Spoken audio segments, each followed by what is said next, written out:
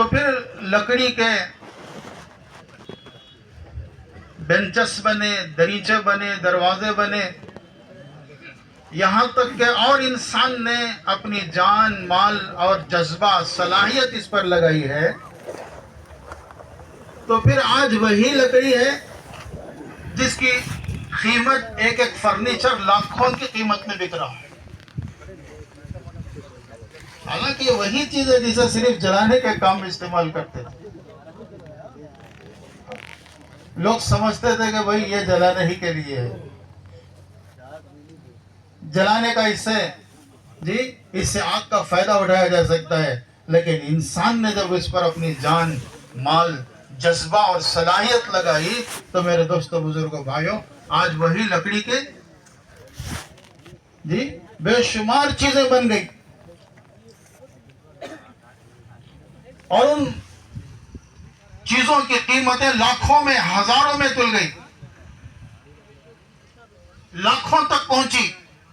یہ کب ہوا؟ جب انسان نے جان و مال لگایا، جذبہ اور صلاحیت لگایا۔ اسی طرح مٹی، زمین،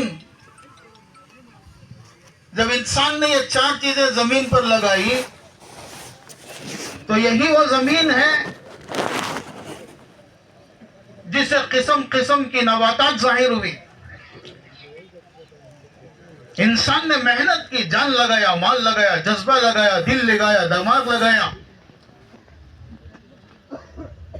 تو مٹی سے تیل نکلا، پیٹرول نکلا، ڈیزل نکلا، گیس نکلا، سونا چاندی کے کانیں تلاش ہوئی۔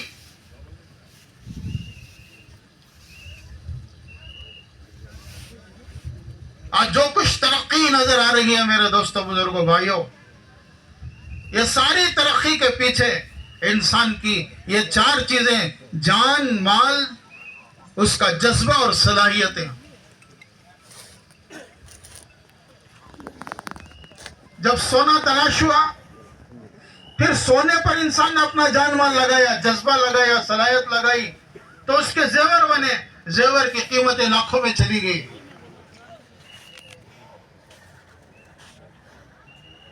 لوہا تلاش کیا گیا، پھر اس کے سواریاں بنی۔ اگر ہم گناتے چلے جائیں میرے بزرگوں، دوستوں، بھائیوں، یہ دنیا کی جتنی آج ترقی ہے، یہ ساری ترقی کے پیچھے اس کا راز انسان کی جان، مال، جذبہ اور صلاحیت ہے۔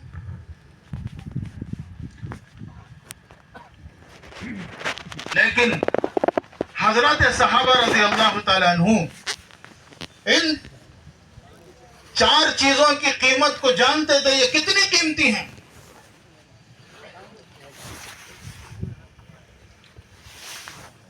اور انبیاء علیہ السلام نے یہ چار چیزوں کو، حضرات صحابہ رضی اللہ عنہ، ان چار چیزوں کو انسانوں پر لگایا۔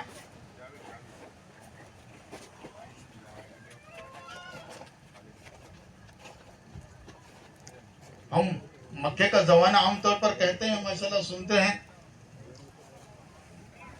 کہ جب انسانوں پر محنت نہیں ہوئی، جان، مال، جذبہ نہیں لگا، تو پھر انسان تو ظاہری صورت و شکل کے اعتبار سے تو انسان تھے، لیکن صفات کے اعتبار سے درندوں سے بھی آگے جا چکے تھے۔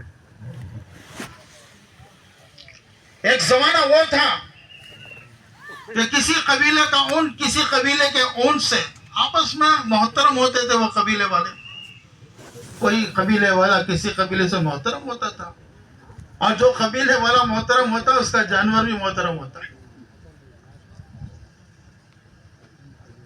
تو اس لیے وہاں سے جنگیں شروع ہوتی تھی،